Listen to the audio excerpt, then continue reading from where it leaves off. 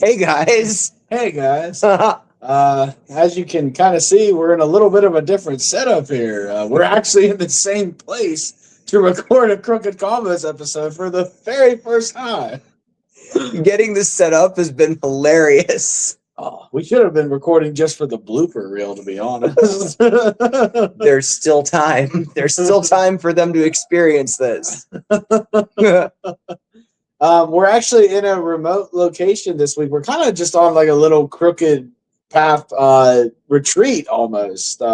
Just kind of getting some time to just kind of get some stuff done that we've been needing to do for a little bit, and also just kind of enjoy the weekend. It's been a little bit of a crazy time for, I think, both of us. So getting to kind of just get together and spend some time and, just have some fun, I think is something that we've needed for a little bit. So, we're just in a remote position this week, but we've got a super cool guest that's going to be joining us, and I'll let Christopher kind of introduce who we're going to have with us this week.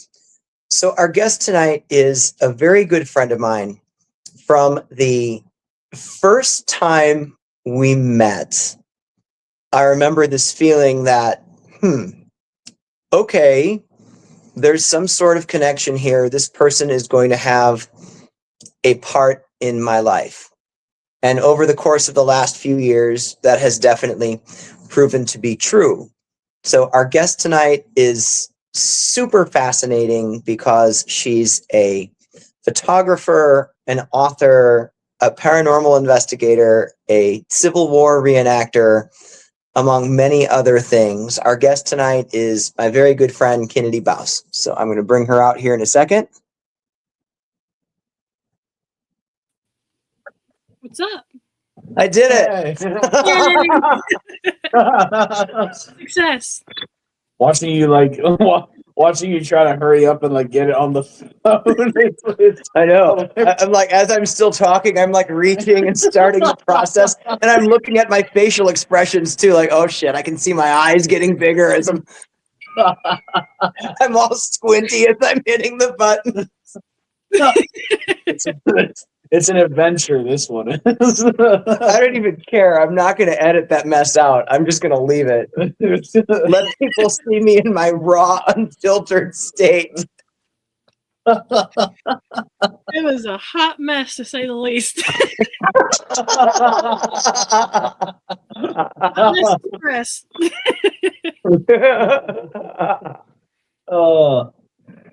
So I'm going to throw this out there. I don't remember the specifics, but I saw within the last week or so, a couple days, you made a pretty cool post about your photography.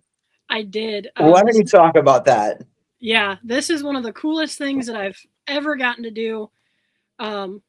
In, I believe it was August of last year, I actually won a photography contest with one of my photos. Then the event manager said that they want to use it on the event program for this coming year. And then about a month or so after that, I had somebody else reach out for Civil War Days at Billy Creek, and they asked to use a picture for their promo. And then just a couple of nights ago, I got a message on Facebook from the event organizer of Colonial Market Days in Lebanon, and they want to use 5 of my photos for the Facebook promotions and also print promotions. So that's kind of like a milestone checked off my bucket list. Wow, that's really cool. That's amazing. Definitely a huge accomplishment that, I kind of had it set, my eyes set on it, but it wasn't, a top priority thing. If it was going to happen, it was going to happen, and it finally did. So that's pretty cool. Yeah, that's awesome. I just had a thought occur to me. I never bothered to check my battery before we started this. Looks like it's at 26%. It is. That's not very good. And we should make it. I mean, I don't know. My battery's not the best. The battery's not. I need a new phone. Have a charger on standby. I do have a charger nearby, but when we both have to get up and walk over there carrying the phone as I go to plug it in, it's okay. I've got a 10-foot cord. Oh, I got a 10-foot cord that we could use. Perfect. Yeah. I come prepared. Remember, I'm the charger guy. Excellent. Good job. I'm the charger guy. I always have the right type of charger. We sat here and worked through all of this, and then that one detail. Fuck. That's all It's right. always the smallest details that you never catch, too. It's okay. We're at 26. It's still at 26. We'll just keep an eye on it. If worst case scenario, I'll run over and get the charger real quick. I'm definitely going to edit out this mess. I'm going to get rid of this conversation. I don't know. This is probably funny. People be like, "Oh, They're like, what a disaster." well, we're not in our normal domain. We're out in the wilderness right Right, in the now." wild. Absolutely. We've never done this before. It's why we're not practiced in this. It's a whole So new thing. all of that for you just at the start of the year. That's Yeah, that was kind of just straight out of the gate. Got a new job too. Things are just boom like that. It all kind of fell into place as it should have, just one right after the other. So wow. That's amazing. I'm really happy to hear that for many reasons. I mean, right, I'm really happy to hear that. you and me both. The last job was a train wreck. It turned into a bigger train wreck, but we're not going to get into that. Yeah, I know that wasn't good. Yeah, no, it's much better now. And does this really give you the time to do the other things you need to be doing? It does. I have weekends off, so I can leave on a Friday and I can be gone until Sunday night, and then I go back to work on Monday. We've got vacation time that kicks in after 3 months of being there, so I can use that too. They're not going to fire me if I take a vacation day. That's amazing. That's always nice. Yeah. Considering everything else you do and how it involves travel and adventure, Yep. that's huge. Yep. Absolutely. Which that's kind of the one thing that I was looking for when I was looking for another job. I wanted 5 days a week. I needed the weekends off. If I can leave it earlier in the afternoon on a Friday, great. If not, that's fine. But, the Saturdays are no more. That's great. So speaking of adventure, where are you going next? First, I think I have, as it sits right now, if everything works out, I will be going to Lusty, Florida for their reenactment that they have over Valentine's Day weekend. Wow. Nice. Yep, What's that all about? I want to hear more about that. So it's the anniversary of the Battle of Lusty. It's about 30-ish minutes north of Jacksonville, Florida. Okay. I don't believe it's a national run park. I think it's just kind of one of those state historic sites. I've never been down there. I've always wanted to go. It's been on my radar for multiple years. They have it usually, I believe it's the second weekend in February. It's kind of just like one of your basic reenactments. They'll have battles each day. I think they have a school day for the kids that are down there. Friday, Saturday event. They have a ball on Saturday night. I'm not sure if I'm dressing up this time, but I'm still going for the photography aspect of it. So I'm definitely looking forward to that one, especially if it pans out. Wow, that's awesome. That sounds like a hell of a trip there. Yeah, most definitely. My mom, she actually moved down there to Jacksonville back in August. So if I do get to go down there, I'm probably just going to crash with her and, spend the weekend with her and take her out there to the battlefield and just kind of do my thing. Would this be your first time there? No. So I went to visit her over Thanksgiving at the end of last year. And I visited the battlefield just to kind of, see what it was about. First time to the reenactment, yes, but to the battlefield, no. Oh, I figured if you were that close to the battlefield, there was no way you weren't going. I mean, I already knew that. There's no way I'm passing it up. I don't have to be psychic to tell you that. Speaking of the psychic aspect of that, whenever you were there at the battlefield, did you have anything interesting happen while you were down there, or? Actually, yes. So my younger sister. Did you take someone home? I don't know. I believe Go ahead and answer Noah's question first. So, to answer Noah's question, yes, we did. My sister and I, we were there were these massive pine cones on the ground. And I kid you not, one of them was probably about that big. And we were just kind of like in awe of the pine cones. So we were looking around at the ground, and I had my foot next to one, taking a picture of it to compare it. And we heard what I can only explain was a hammer on a musket being pulled back. And it sounded like it was right there. And I turned around, there was nobody over there. A little bit intimidating because there's a correctional facility just back down the road. So I'm just like, Wow. okay. But we walked around and there was nobody out there. Never heard anything else after that. It was just that one distinct sound. Wow. Wow. That's pretty cool. And my sister heard it too, and she normally doesn't, react to things like that. Christopher, you've met her before. She's not one to dabble in the paranormal much, but Right. she heard it, and she actually is the one that commented on it first. And she looked at me and she was like, "Did you hear that?" And I kind of looked at her like, "Oh, okay, you heard that too." But that we were the only two out there. Wow. That's pretty amazing. Cool. That's pretty cool. Now to answer Christopher's question. So, did you take someone home with you? Not to my knowledge. However, there is always the possibility. There is always the possibility. There's always the possibility. You could have someone just waiting for the right time to make their presence known. Hey, it's me. This would happen more often than not. I'll just be going about business at home, and suddenly out of nowhere, there's a new one. You say it so casually. That was very casual. Like this is something that just happens to everybody. That was very casual because I feel like in my experience, I feel like I try to keep my home more of like sacred ground, you know what I mean? Like where I'm not being bothered at home. So to hear the opposite perspective of like, it's just a new visitor, like that's interesting. I like that. Yeah, it's just, oh, okay, there's another one. Like, it happens so often that it's just like, all right, whatever. Just go do your thing and I'll do mine, and that's pretty much the extent of it. I used to have my home as a quiet place that was free from such things, but not anymore. The more objects that have come into the house, the more conversations that have unfolded in the house. Even that day where we were showing off equipment on the show. Oh, yeah. And all of a sudden the rods started to interact. Really? What the hell? Did you ever find out what that was all about? No, I'm quite sure it was actually one of my spirit guides. I'm almost certain of it. Amusing themselves, as always. Right? Gotta find entertainment somehow.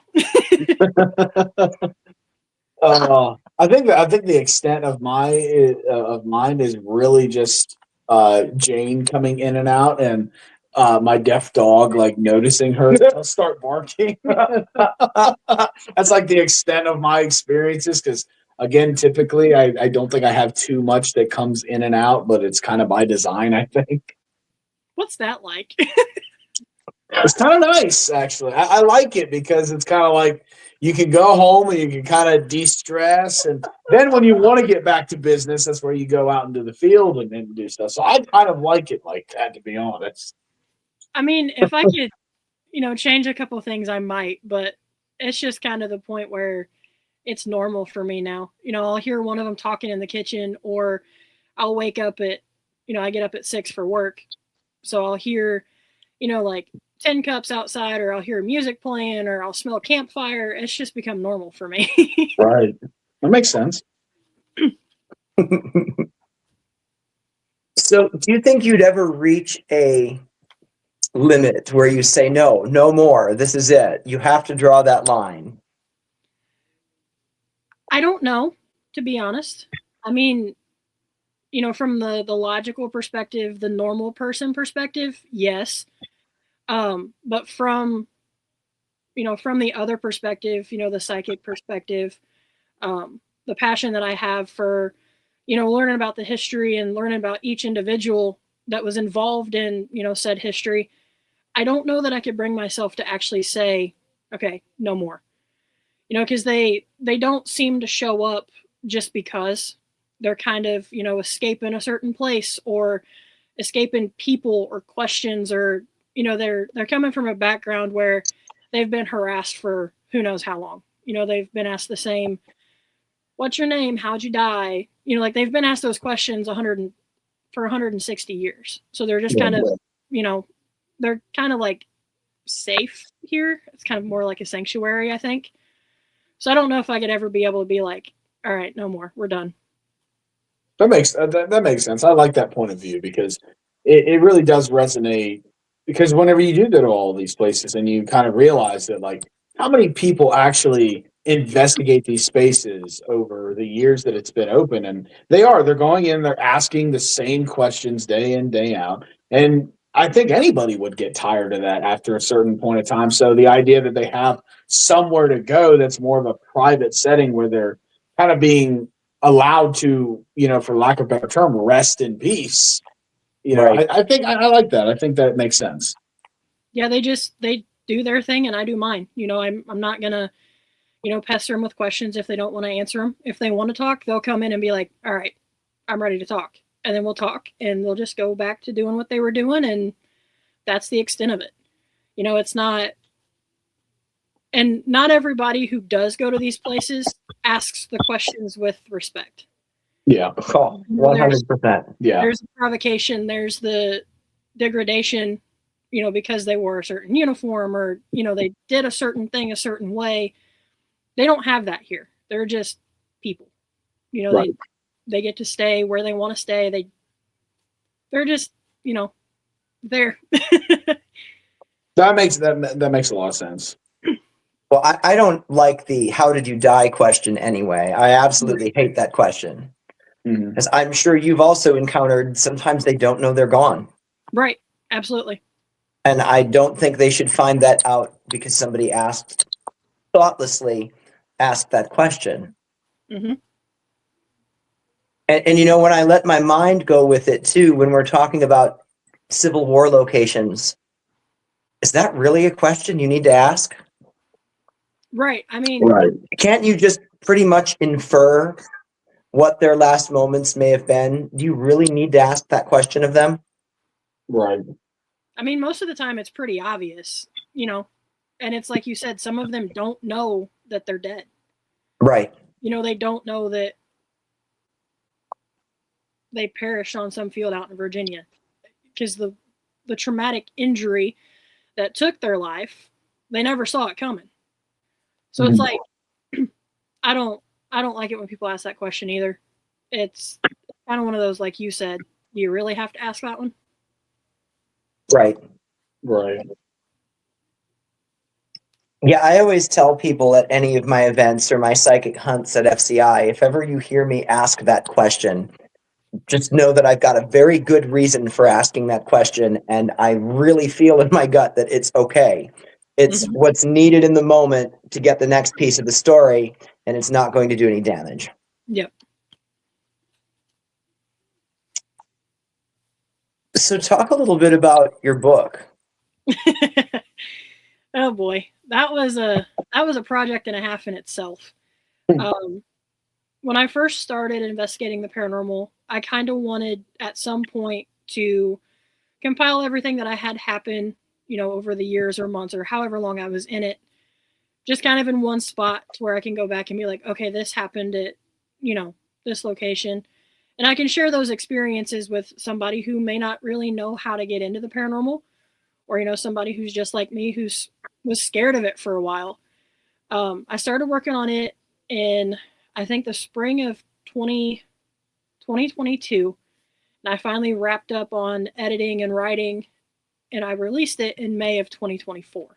So it'll be out for almost 2 years now. It was kind of my baby there for a while. I did hours upon hours of research. I went through a 648-page court transcript for one inmate at the Missouri State Penitentiary. That was probably the most emotional part of the whole writing process, was his chapter. I kind of went through it with him at the prison. And then I went through it again when I was sitting here, doing the research and taking notes and all of that. So it kind of put me back in that cell and everything that happened. As far as I know, I'm still selling copies. I've kind of, lost track of all of that stuff with the old job and transition into everything new and all of that. But I want to make a second book. It's a slow work in progress, but we're getting there. I very much understand what a slow process that can be. I very much understand. Yep. So your second book, would it follow a similar theme and energy, or are you going down a different road this time? I think it might be similar, but there's going to be some obvious differences. You know, in the past year or so since that last book, I've kind of geared more towards just Civil War stuff. I've kind of stepped away from, you know, the hospitals. I believe that I have one prison on my list for this new book. Because he's kind of the one that I'm talking about in that one. He's kind of been like a staple throughout the last couple of years that I've been to that location. So other than him, I think it's pretty much Civil War based. Nice. I'm excited to see where that goes. Yeah, that sounds pretty incredible. And for anybody that's wanting to get a hold of your book, where would they go to purchase one of those? They can get it on Amazon, and I can also send you a link to where you can put it in the description or whatever. Yeah, please do. But it's called Beyond Reality's Edge: My Supernatural Sidekicks. Nice. I like that title. I really like that title. And it was kind of I was laying in bed one night and I just come up with it and I'm like, all right, let's see if we can make this work. And each one of the words kind of put themselves in the right place and it just worked. And I did all the cover art myself. I drew all of them digitally. And that's how I see, you know, the individuals in the book. Each one of their pictures is how I've seen them before. There's a couple that I've actually matched up with physical photographs of the individuals. So that was kind of like one of those, oh shit, I got it right things. Wow. But yeah, I believe there should still be a Kindle edition, and then there's a paperback and a hardcover.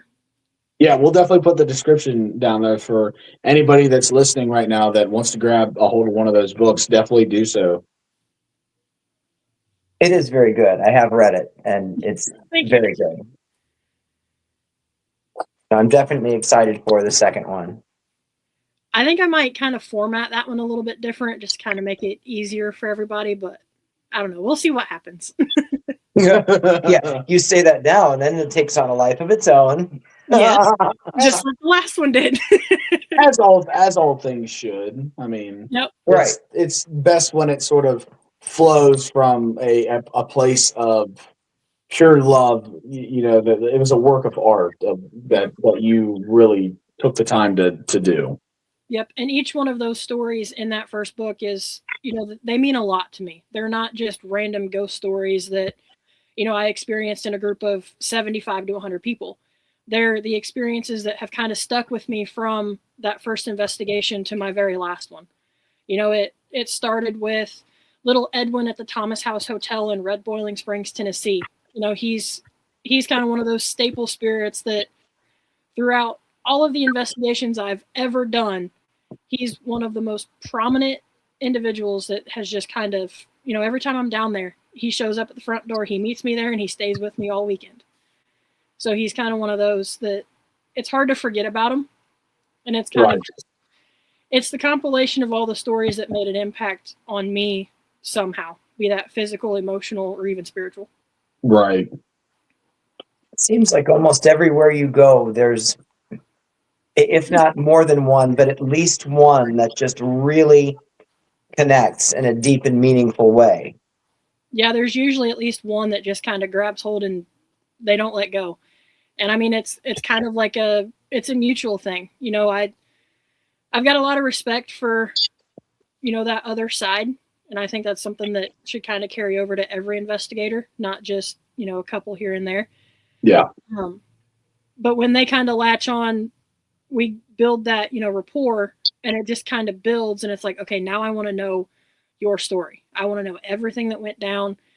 And eventually all of it finally comes out and I'm able to put together, you know, a social media post or, you know, like with the book, I was able to write a whole chapter about several of them. So, I mean, it was one of those that I never thought would happen, but I finally did Right. Right. I know when I think of you and ISS, my mind goes to George right away. Yep. I think that was probably the first real, that was the first thing that we tapped into. And I'll never forget sitting on the couch that night in the commercial building and pulling that paper out of my pocket. Why don't you go ahead and tell that whole story so people have the context? I will never forget that as well. But that was, I don't even remember what day of Cover Bridge Festival it was, but I hadn't been in the building for almost 2 or 3 hours at that point. We were all laughing. It was after hours, talking, having a good time, just kind of going over the last couple nights and other things that we'd done, in the past. I'm sitting there on the couch and I have a hoodie on. And at one point I go to reach into my hoodie and there's a piece of paper that's perfectly folded up to fit inside the pocket. And I pull it out with this weird look on my face. And I open it and it's patient notes for one particular individual that I'd been trying to find information for since I started down there, really. And sure enough, it was George's patient notes leading up to the week that he had actually died. And I'm like, I have no idea where this came from. And of course, we went through the motions of, well, did you lean up against something? Did you put it in your pocket and forget? And I'm like, no, I don't take anything from that building. I don't want anything to come with me. It can all stay here. I won't even, most of the time, I don't touch anything when I'm in there either. So for it to be in my pocket as we're kind of talking about the whole thing, it was one of those, what the hell moments. Wow.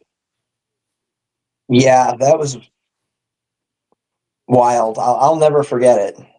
I don't know if I have that paper or not, but it was just like somebody had folded it up, kind of like a trifold, and they just stuck it right in my pocket.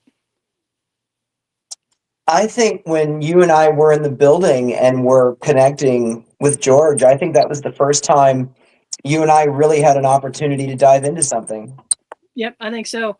And then I think one of the most profound things that, kind of sealed what had happened in the morgue down there, we'd walked out and we both looked up and there was a bald eagle that came flying over the back of the TB admin building. Wow. Yeah. ISS is really interesting, like from the time that I've spent there, because it's one of the only locations that has this ability to really personally connect with you specifically. Because if you remember the first time that we went there together, we weren't even filming. We were just kind of doing a walkthrough. And remember, I just had the necrometer open just for fun. And literally one of the very first things it said on the necrometer was my name. Right. And I was like, what the hell? It never does that. Like, to this day, I haven't had that happen again where it's said my name. It was the only location that's ever done that. I was like, what the hell? It's like they knew you were coming.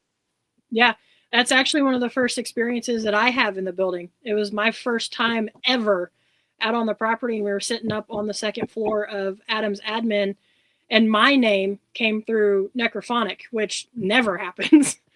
What? Right. And we had just been doing, a cleanup day. We were cleaning up the second floor. We hadn't even really been paying attention to the noises or the footsteps or the shadows that had been happening in the hallway throughout the day. We never even said our names. We were just there cleaning, and they said my name that night. Wow.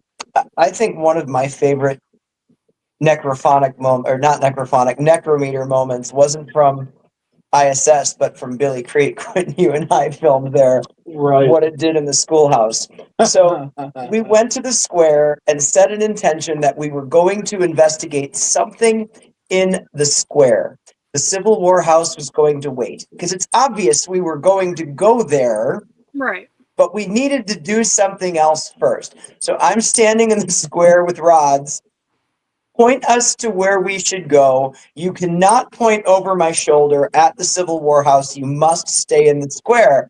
So they reluctantly take us to the school. So We go into the school. I sit down at the teacher's desk. We're starting to set up. Noah turns on Necrometer, and it instantly says, remote farmhouse. I was like, you bastards. You did not. Like they had a sense of humor and it was hilarious. Oh, yeah. The ones was with the farmhouse they do. It was instant. I didn't know whether I should be deeply amused or angry. Oh my God. Something that I would like to ask real quick, because it's kind of something that as this year we've been trying to have somebody new be a guest on the podcast every week. That we're also trying to do for the year of 2026 that we didn't really get a chance to do in 2025 because it was mainly just, getting Crooked Pass started and everything. But the big thing that I think we want to focus on this year is like collaborating with different people and different outlooks of the paranormal and stuff like that. So if there was a place that you would want to investigate with us, where would that location be? Oh, that's a good question. I mean, there's the obvious answer. The Warhouse at Billy Creek. well, and it's something that I think it's a conversation that we've had off camera, and we actually have a set mission that you're obviously involved in with that farmhouse. So that is on the list. We just haven't reached out about it yet because we were still trying to get certain things figured out, and we had other things that are a little bit more like need done maybe sooner rather than later, I think, with some of it. But but yeah, that was definitely on the list. But yeah, just a place that pops into your mind. Like it can be a place that you've already investigated, or just somewhere nobody's investigated. What do you think? So I'm gonna go with my all-time favorite location, and I rarely ever tell anybody about this place. I'm protective of the spirits that are there. They were featured in my first book. There were a total of 6 of them. It's in Gordonsville, Virginia, and it used to be a receiving hospital during the Civil War. It's called the Exchange Hotel. It's now a medical museum for the Civil War.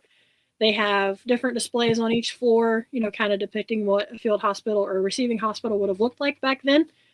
They have a surgery room. They've got the hospital room upstairs. They've got a summer kitchen. They have the train depot, which they use as a makeshift morgue. If I had to pick one, that's where I'm going. Wow, that sounds interesting. I'd love to check. That wasn't even on my radar. No, I would love to see that. Absolutely, anywhere new, I'd love to check out. That's awesome. It's usually one that's not on the radar. And then when people get there, they're like, how did I not know about this place? I've had some of my best experiences out there. The first time I was there, a friend of mine and we were sitting on the floor in the surgery room on the 2nd floor. And that room faces the front of the house that goes out towards the train tracks.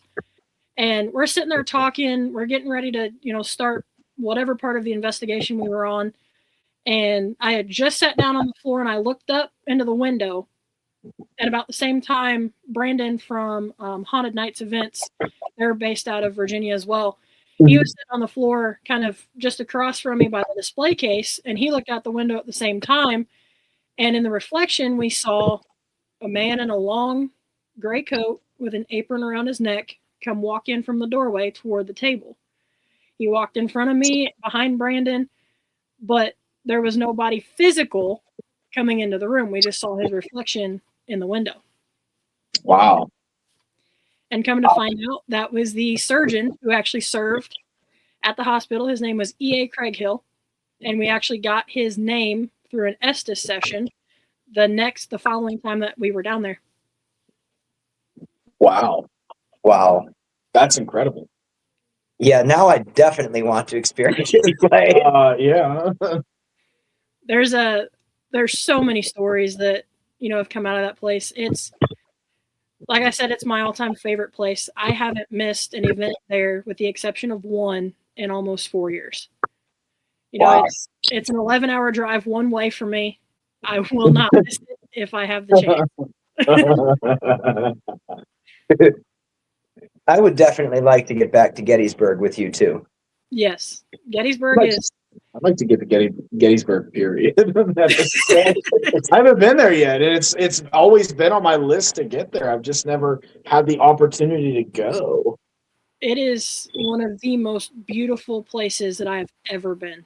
100%. And it's almost impossible to picture the carnage that happened, over those 3 days. Right. You see the wheat field and you see the rolling hills, and it's just, it boggles your mind that almost 53,000 men, their lives were altered forever, or they lost their lives completely. Right. That makes sense. And if you go there with Kinedy, you'll get the best tour ever. I guarantee that. That's. I have been obsessed with Gettysburg since I was 13. I have read just about every book there is. I've seen every movie there is. Wow. Yeah, she knows her stuff. That was one of the highlights for me. Was just you talking about everything you know and pointing things out. That was so much fun. I will admit, I also enjoyed those moments of where we'd be in a place and I'm like, oh, get me out of here. We're like, we'll take you over to that side. You'll be fine. Okay, I get it. The biggest one that I remember where you're just like, get me out of here, was over at the Angle by the Pennsylvania Monument. And I'm like, just hold on a minute. We all got in the car, we drove around, and we turned down, I think it's Confederate Avenue, and we're back behind the Confederate lines where Pickett's Charge started on July 3rd. And I'm just like, does it feel better yet? And you're just like, yep. And then I explained where we were, and you're just like, oh, yep. You saved the day. It's like I knew.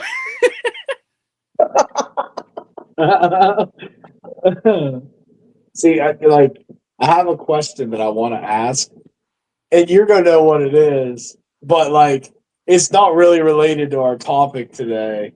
Okay. But it could be, but it isn't. All right. So we were having a conversation a few hours ago because I got thrown down this really big rabbit hole of something I saw the other day, and when I knew that we was going to be doing the episode with you today, I was like, I got to ask you because you might possibly know what I'm talking about because you would have been in school around the same time that I was. Mm-hmm. So there was a program that was running. Now, it really started up more in the early 70s, but it didn't really catch fire until the mid to late 90s and then all through the 2000s, and it started to die off more in the 2000s. But do you remember a program that was titled the Gifted and Talented Education Program, or otherwise known as GATE? I do, but I don't remember anything about it. I just remember the name. Okay, so you're aware now. Do you understand the premise behind what it was, at all? Maybe. I can't say that I do. Okay, I'm waiting in to look at my battery. Don't mind me. It's 7. I know. I've been watching. I know. I've been watching it this entire time. So it's a whole conspiracy, and I won't get too much in it on camera right now because there's a lot that I'm sort of diving into. But essentially, the Gifted and Talented Education Program was this program that ran that on the surface level of what they were talking about. It was where they would go into classrooms with young kids that I can't remember quite what the age range was, but I'm thinking it was early, like first grade, second grade, that sort of age range. And they would pull kids out of the classroom that they were saying were testing at a high IQ level. At least that's what they were saying. And they'd bring you into this room and they'd give you these headphones that'd be playing this frequency. They'd have you match up these weird colored shapes and they'd ask you all these types of questions. And on the surface level, it was very just mundane, just sort of oh, we're testing to see if this kid has a high IQ level to place them in the higher education programs. But the more that I'm diving into it, there's this whole conspiracy about it that what they were actually doing were trying to identify kids that that had any sort of potential for psychic ability, and possibly trying to suppress these things. So I knew that you had went to school in the same time frame that I had, so I was like, you might remember what this was, or even remember like either you were somebody that was brought into that, or you remember, yeah, it was kind of like they grabbed weird kids and did this and shit, you know what I mean? I mean, yeah, we had, a couple of kids that, they kind of just disappear in one class and they'd be back in another. I don't think I was ever one of those kids that was taken out, but I don't remember a whole lot about my elementary and my middle school years. They were kind of rough. So, I mean, no, but that's like a thing. So like part of the thing is like, they talk about kids that were actually in the because so I didn't have a lot of memories like from my early elementary to like I really started to remember things more towards like the middle school era. So it's similar in that sense.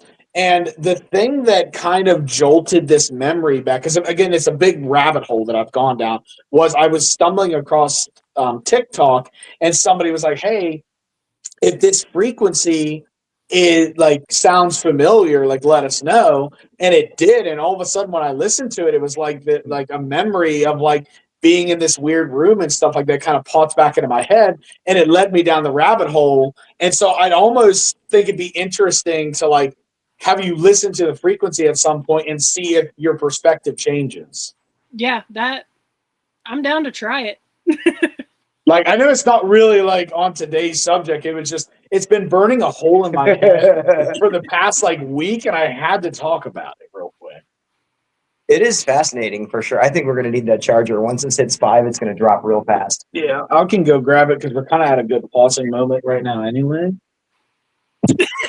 We'll transition now.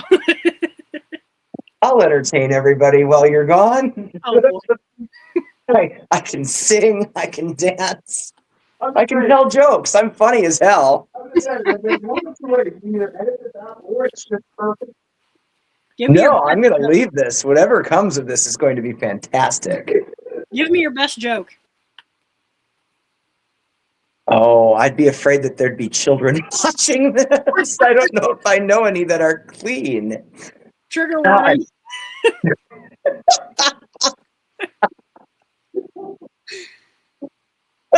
Okay, the first one that popped into my head is so not appropriate. I am going to tell you it at another time because it was told to me by an 80-year-old woman, which makes it even more epic. Yep. There's no way that's hopefully fit. I'll remember to tell you as soon as we get off. I'll remind you. It'll change your life. I can only imagine.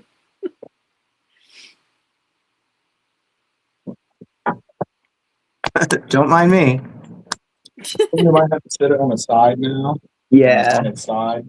We're going to flip you here.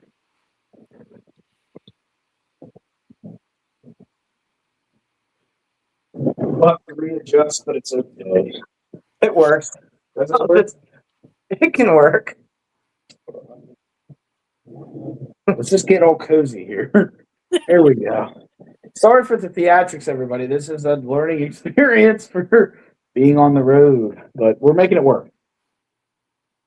It just occurred to me, this is actually exactly how I sit when we're at the Civil War house. Wow, look at that. Forward with my arms resting, like this is how I sit when we're in that house. There's something really ironic about this. No comment. I plead the fifth. Wow. Nothing surprises me anymore. You're just like, wow. Nothing surprises me anymore. Okay, I think one of my favorites that did surprise me, this was early on. It was right after our week at the Civil War House, the first time you came to FCI afterward. Mm-hmm. When I just finished doing a reading for that kid, and he's sitting there and talking about how he's 22 years old and he still doesn't drive a car, and he's telling me the reasons why. And then you appear outside the door. I see you. I feel the shift in my posture. And all of a sudden, the kid in front of me starts talking about Gettysburg out of nowhere. Yep, out of nowhere. I remember that. Just as soon as I walked up, and I know that kid had no idea I was standing there. We're trying to determine if this is actually charging or not. It's not charging. It's not. It is now. You didn't have it plugged in. It wasn't plugged all the way in. I was like, We caught it down to 1%. I know that was almost a disaster. I was like looking at it. I'm like, why is it at 2%? You plugged that in, like. Okay. I was wondering why the screen never got bright again after I plugged it. That was almost bad. It just cut off in the middle of that. I would have been so mad. We'll be right back after the short break. We're like amateurs today. Like, what are we doing? Part of me thinks we should just leave this as is. Oh no, this is going to be an unedited. This is going to be awesome.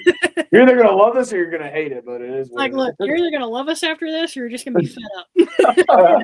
You get to see the raw, unedited version. There's no mirrors here. I mean, it's not like mirrors. It's not like it's our first episode, so people will know that it's not normal. True. They know that we're not normal, is the way you should say that.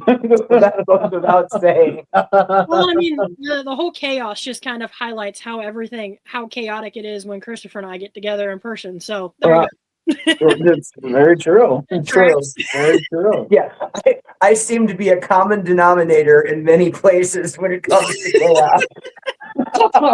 You are chaos. We bring the chaos.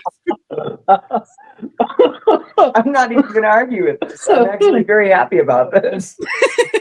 Like if you were in Norse mythology, you would be God Loki. I would be Loki. I had a dog named Loki. It all fits. I was going to name that dog Gremlin based on his pictures. He was a rescue. And then the day I went and met him, the foster opened the door and I saw him sitting there and I couldn't breathe. And all I could think was, you have a name and no one's ever spoken your name aloud. And then I said Loki and he came and walked right up to me and sat down. That was pretty cool. That is pretty cool. Oh my. I will own that energy, all of it. I'd like to think if somebody was to just not actually know us personally, right? Didn't know us personally, and they were to just look at all the stuff that we've been doing and look at our personalities and then write a movie based off of that, what the title for that movie would be. Oh, that's really good. Because I feel like the possibilities there are endless. There are a lot of possibilities there. We're gonna go with a cliffhanger title and just watch what happens. Maybe. Or you wait and see. The title of that movie is "I'm gonna hold on to this for right now." That's a phrase I've heard one too many times. It's like you could actually use. You could probably watch some of the episodes that we put out on YouTube and use it as a drinking game. Anytime you hear that phrase, you take a shot. See, here's the thing, though. They're never going to make it through half an episode. No, it'll be shit-faced halfway through. Just don't give them a box of fruit roll-ups. I don't think she knows that story, so you'll have to explain that one to her. He threw a Halloween party last year, and I got there like an hour and a half after it started because it's a little bit of a drive for me, hour 45 minutes. And I walk in, and he's already wasted. That's a mild way of putting it. I knew that things were going to go downhill rapidly when you just tipped the bottle of Malibu back and drank straight from it. Okay, well, here we go. So he goes and grabs a box of fruit roll-ups. Oh boy. And my first thought was, I didn't know they still made those things. Okay. So he pulls one out of the box and he's trying to get it unrolled and unwrapped. And it's not going. And he's pulling on it, pulling on it, and pulling on it, and finally screams, "Give me the damn fruit roll up!" And he yanks with all his might and it comes undone. And then he's this close to sticking the wrapper in his mouth. Now, I will say he caught himself. He didn't actually stick the wrapper in his mouth. Yeah, I have a similar story, but it wasn't Halloween. Dawn was there for this one. I was on my way back home from Florida, and we met up in Nashville. And it was kind of one of those spontaneous things. And Friday night went out, on like Broadway or whatever you want to call it. Hit a couple of bars, listened to some of the live music. Got a little bit tipsy. And I missed the bed when we got back to the hotel room. There's a picture of me somewhere laying on the floor, with my head against the bed, and I just completely missed. And I wasn't even that drunk that night. Saturday comes around, and we go get lunch. We go hit Broadway. We're walking around the bars. There's like one particular bar that we want to go to because the singer that was going to be there that night, I had an idea of who he was. So we were going to go watch him. And we ended up at, I think it's Kid Rock's Honky Tonk. Well, let's just say that my best friend that night was whiskey. Don't remember a whole lot about it. Granted, I remember more than what I think I do, but Dawn ended up taking my bag from me so I wouldn't buy any more alcohol, and then I ended up finding somebody to buy me a drink. That's always nice. It was just I ended up getting 3 more drinks after she told me to quit. So. Well, you've always got to do things on your own terms. I mean, and then I don't know. We saw how that worked out for me. Those like little like crosswalk. She's been doing things her own way for 160 years. Damn right, and I'm not going to quit now. Those like the poles that are next to a crosswalk. Yeah. Places. That's what held me up while we were waiting for the Uber. It was so bad. That just reminds me of this one time, and I wasn't even drunk for this. I just was completely stone cold sober. But those big red balls outside of Target? Yeah. I remember one time I was Black Friday shopping, and I just had the urge to crawl on top of one and do the pose with my hands and my feet. That's when those intrusive thoughts win. And then I intrusive thought, well, I feel like most of my intrusive thoughts win more often than not, for sure. I don't know. I guess we're all entitled to our bad drunk story. I mean, our guest from a few weeks back, Patience, can tell you all about what happened when she and I were in New Orleans. We told that story right. on that episode. That story. Oh my God.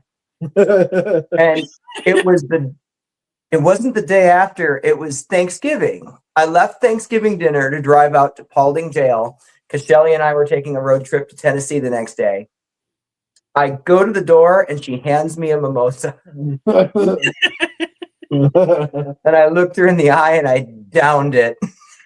Then I said, "Pour me another. You're going to try to mess with me. I'll show you. I'll drink that whole bottle of champagne."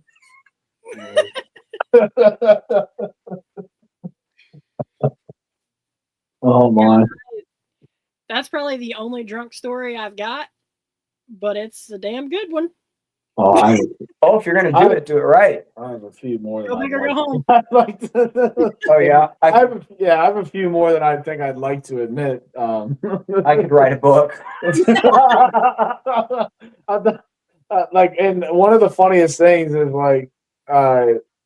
I'm really known for what's that country song that Tequila makes my clothes fall off. Oh, Tequila Makes Her Clothes Fall Off by John. But my issue is it's not just tequila, it's just pretty much anything I drink.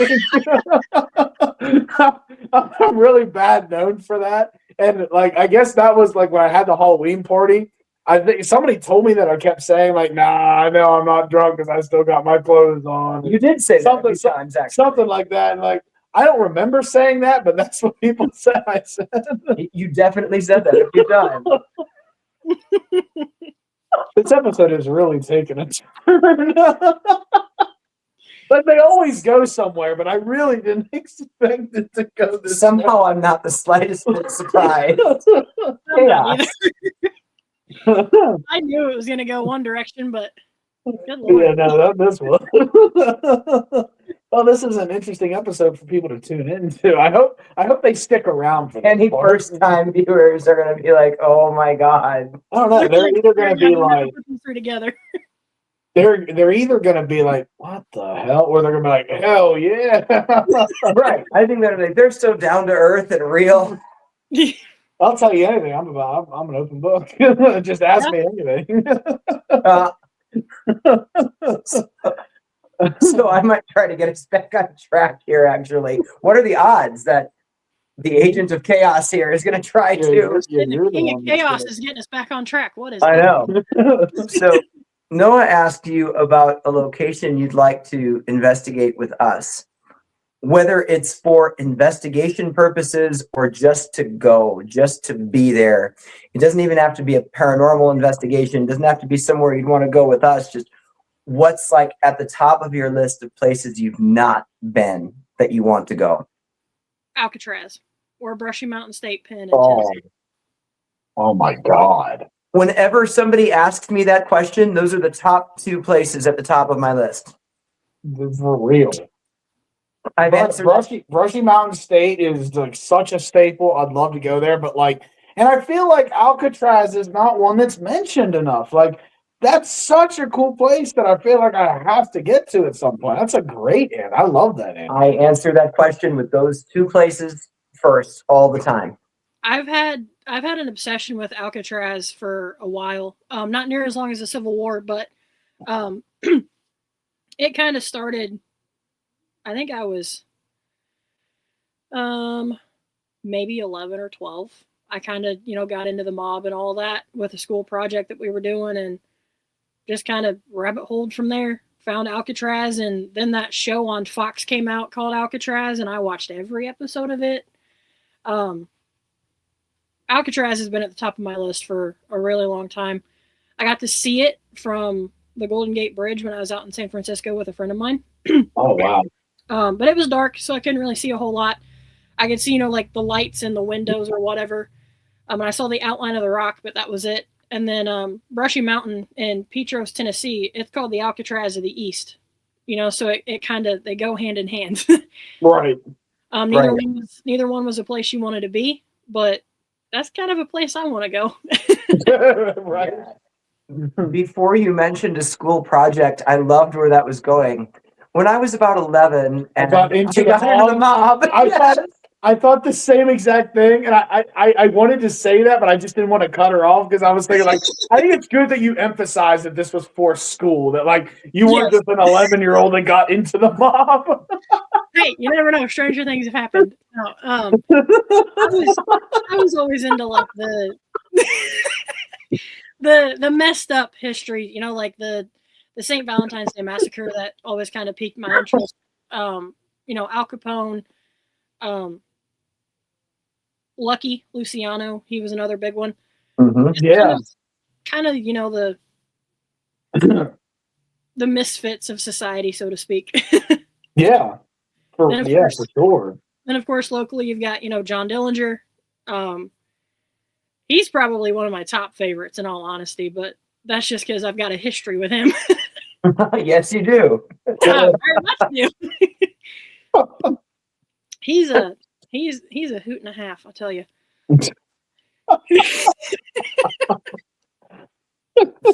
And I completely understand what you're saying and why you're saying it. But I know other people are going to be like, what?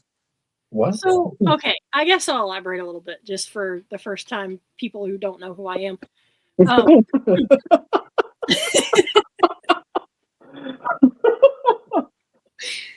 I think it was either 2022 or 2023. The Rhodes Hotel, which is pretty local to me, it's like 27 minutes from my house. Never knew it was there until I got into the paranormal. It's a cute, quaint little location, and I went there with two friends of mine at the time, and we were upstairs at the end of the hallway, and we were asking, trying to figure out sleeping arrangements or whatever, and we had somebody in the Estes at the other end of the hallway. We're all just kind of sitting there, having a conversation, and the name John starts to come through the Estes, and we're like, John Dillinger. He ended up saying yes. And they asked a couple more questions. It kind of didn't really make a whole lot of sense. But when I started talking, the questions got more, they were answering my questions. And I'm just kind of like, okay, well, where do you want me to sleep? Just trying to be funny. Turns out it backfired. One of them had the room at the very end. And then the response for the Estes was this one. And I'm like, okay, which one? So I got up and, kind of walking around and stopped me at one particular doorway and it said this one again. And I said, okay. And somebody had asked if somebody was going to lay with me when we turned out the lights. And through the Estes, we got a yes. And the music box went off. And I was like, okay, well, that doesn't really sound, like it's up my alley. I don't really want to cuddle with a ghost, but okay. And then somebody had asked who it was. And again, John Dillinger, well, it was Dillinger that came through that time. And somebody jokingly asked if he was going to cuddle with me if I stayed. And he said yes. And I'm like, you could not. And it was probably, I don't know, 2 or 3 o'clock in the morning. And I was sitting on the bed and I was the only one upstairs. And I didn't have the intention of staying anyway. I had to work the next morning. So I was just, going to go back home. Sitting on the bed. And shortly after I'd sat down, I felt somebody lay down on the bed behind me. And I'm like, all right, you know what? Let's not. Right. And I assume that's who that was. I think he was just owning up to it. The Rhodes Hotel is a great location. It is. I would like to get back there at some point. I feel like I have a little bit of unfinished business there. Partially because I was exhausted when I was there and I got as far as I did and just had to go to bed. Right. But what stands out to me most about my night there, I went not knowing anything about it. I did not take the tour. I wanted to know nothing. And as we were making our way through the night, I said to the people I was with, I'm getting a name and I can't discern what it is. I'm getting it wrong. It's either Sarah or it's Clara. And then I found out that both of those names are very closely associated with that place. So I wasn't getting it wrong. I was just getting them both at the same time. And I never really got to go anywhere with it. And I still feel like there's other pieces there that I just need to finish. I felt my energy change every time I would go up or down the stairs. Mm-hmm. Every time I would go down the stairs, I would walk very slowly and deliberately, and I'd be looking at everything down below. Every time I'd go up the stairs, I'd run up the stairs with almost this childlike energy. Mm-hmm. And the stairs are like this wide. Yep. So me trying to run up these stairs with my big ass feet was not good. I almost died every time I went to go up the stairs because this energy would just take over and go to run up the stairs. I would absolutely love to go back. I was there this past year, and I'm not going to mention names. They know who they are. It was the most awful investigation I've ever been a part of. I felt left out. I felt isolated. I felt disrespected. And, I'm not one of those people that normally complains about a whole lot. Mm-hmm. I just go with the flow and it is what it is. But this was one of those investigations where I'm just like, you've got to be kidding me. I was I was picking up on certain things in the parlor, and I was getting responses from John Dillinger. Mm-hmm. And I know that, not everybody's going to understand a relationship or a friendship with a spirit that somebody has. They don't always get to experience, the cool stuff that I do, but I've got a friendship with John Dillinger, and we can laugh and we can joke and we can say, like he jokingly calls me a bitch. That's just what we do. And then it's like, I'll tease him, are you going to get mad if I leave? It's kind of one of those things. And everybody in that room was just like, oh, he's something about you're scaring somebody because you're talking to him. And I'm like, they're not even connected. Like, okay, but apparently I didn't know anything during that investigation. And it was one of those where it's just like, and I think that might have been the last time that I kind of really had anything to do with that person. But that just kind of ruined the whole, paying a certain amount of money and meeting up with random people. That kind of ruined that aspect of investigating for me. Right. I only knew like 2 people there anyway. Ended up making a couple more friends throughout the night, but that particular segment, it was just, I felt cornered, and it was kind of one of those, like, I felt like I was set up, and I don't know, it was the worst investigation I've ever been a part of. Had nothing to do with the location. It was solely just the people. Wow. Right. Yeah, I'm sorry to hear that you had that experience, because, I mean, that would make it tough, and that would sort of ruin your perspective on something like that. And it's sad because, with such a cool thing that it is that we do, you hate to see that, because it's one of those things that, like, you want everybody to enjoy this and stuff like that. And so, that's terrible. Right. And, paying the money, I thought that's what we were all there for. I thought we were there to, to collaborate and bounce off of one another, to have group experiments or, try different things that maybe somebody in the group hasn't tried before. Right. But it was very cliquey, very, oh, you're my friend, so I'm going to be with you. But anybody else who's outside of my group, we're not going to listen to them at all. It was kind of one of those things. And one of them had been on the phone prior to the investigation talking to some other psychic medium. And basically everything that this person had said, they went along with, and it was like everything that I was saying. I had already said everything that this other person had said, but nobody was listening to me. They were listening to this person on the phone. Which, I like the different perspectives. Give me your opinion. I'd love to listen to it. But when I'm saying these things, the exact same things almost verbatim, and then this person comes in and says, the exact same thing, it's like, didn't I just say that? But yeah, it was the worst investigation I've ever been a part of. But something cool came out of it. I got an original brick from one of the original chimneys. I'm back. Phone die? It did, and I don't know how, because we plugged it in and it looked like it was charging. Who knows? Maybe it couldn't keep up. That's what Noah just said. I don't do we want like I what do we want to do here? don't know. I don't know that we'll be able to bring it up on yours since I started it. Mm-hmm. I just have to make it work. If you move over and sit in the chair, it can work, I think. Maybe. We'll just see like part of my head. I'm now kneeling on the floor.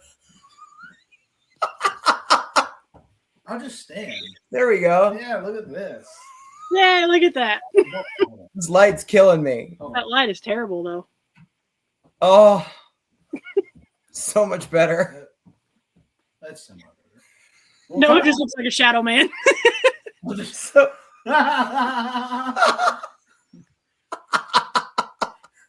You see, I could understand if you just saw this in your house late at night, I'd be scared too. And jump out the window.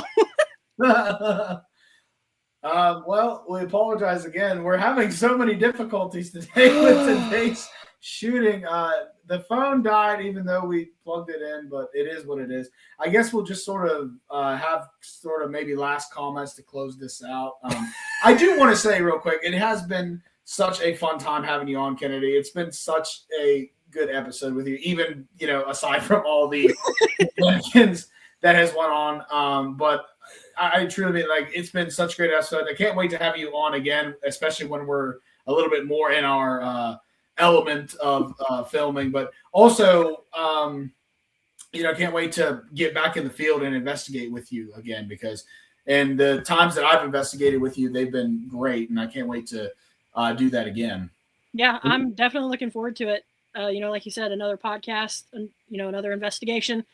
It's going to be exciting for sure. Maybe we'll have to plan for the Rhodes Hotel since Yes. Noah's never been. I want to go back. You want to go back? Yep. Yeah, absolutely. Absolutely. I don't have a whole lot of investigations planned for this year. Right now I have 2 that are set in stone. Everything else is Civil War reenacting. The last time I looked, I have 22 reenactments on my schedule for this year. Honestly, that's almost similar to us, because really the only thing that we have set in stone with scheduling right now is more of just all the Paracons that we'll be at. And we've sort of left it open-ended so that way we could try to get with as many people for collaborations as possible throughout the year. Yep. Yeah, I'm kind of, shifting my focus from the paranormal stuff and pursuing, hopefully maybe something full-time in photography with the reenactment stuff. That would be amazing. Absolutely. Right up my alley. Sadly, I'm going to have to miss Civil War days this year. Oh, no. I have an opportunity to go to Pennhurst. Oh, take it. I've never been. Take it. What? You didn't tell me that. Yeah. I will give you a piece of advice, because I've been there before. Buckle up, because it's rough. It is the saddest place I've ever been. I know that there's the possibility that we're going to lose it. Yeah. So that's like the only thing that could stop me from going to Civil War days is it's a location that and I might never have a chance to go if they tear it down. Yeah, speaking from experience and having been there, one time, it's probably going to be the hardest night of your life, but I don't think you'll regret it. Yeah, she's absolutely right. Yeah, you've been there. I've been there twice. It's rough. I have never cried so many times at one location. It's a great location, though. It's a fantastic location for, evidence and all that, but it's rough. That's good to know. I don't think I've heard anybody else say that, so I will definitely hang on to that. It's good to know. And everything that I had happen went down in one building, so it'll be interesting to see if, the same thing happens to you. Yeah.